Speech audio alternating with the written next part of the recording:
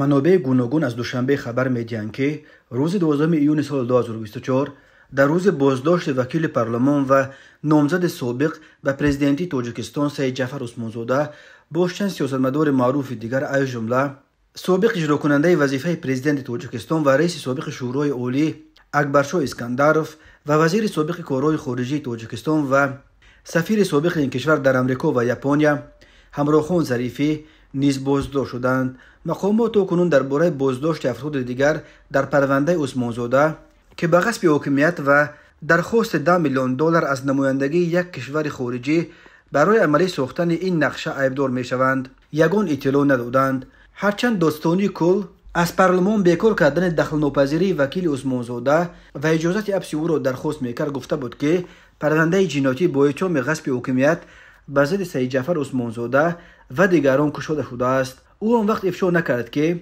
و دیگران که هویند. اکبرشاه اسکندرف 73 سال و همراخان ظریفی 75 سال داشته هر دو چند سال بازنشسته شدند. معلوم نیست که آیا بازداشت آنها با پرونده عثمانزاده ربط دارد یا نه. برخی منابع میگویند گویا سید جعفر عثمانزاده بعد ملاقات مخفیش با یک گنرال روس با چند نفر از جمله با اسکندرف و ظریفی ملاقات‌های داشته است و حالا همه آنهایی را که با عثمانزاده تماس داشتند بازجویی کرده استودند. سر و صداهایی هم وجود دارد که گویا گنرال روس ضمن سفر مخفیش به تاجیکستان نه فقط با عثمانزاده بلکه باز با چند نفر دیگر با نفوذ صحبت داشته است و حالا همه آنهایی که با گنرال روس ملاقات کردند زیر ضربین مقامات قرار گرفتند. تصدیق این ادعا توسط منابع مستقل در حال حاضر غیر ممکن به نظر می رسد.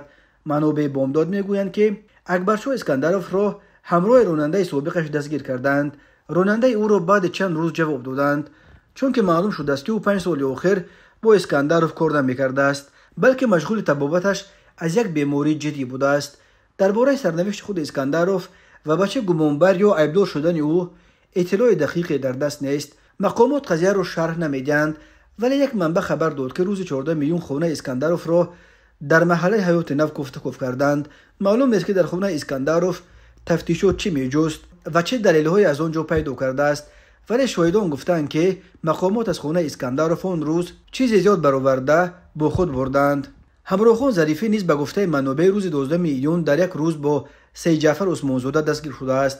مقامات درباره بازداشت او نیز یگان شرح ندادند و دقیقاً به چه عیبدار شدن او نیز معلوم نیست ولی رادیوی آزادی با تکیه به یک منبع در نهادهای انتظامی تاجیکستان خبر داد که بازداشتش به جنایت اقتصادی و به کارش در ساختمان بنای وزارت کارهای خارجی ربط دارد. بنای اشقبته وزارت خارجه تاجیکستان در مرکز دوشنبه در نزدیکی قصر ملت و پرچم در زمان وزیری ظریفی با خرج 73 میلیون سومانی ساخته شده 15 مارس سال 2023 به استفاده داده شدند.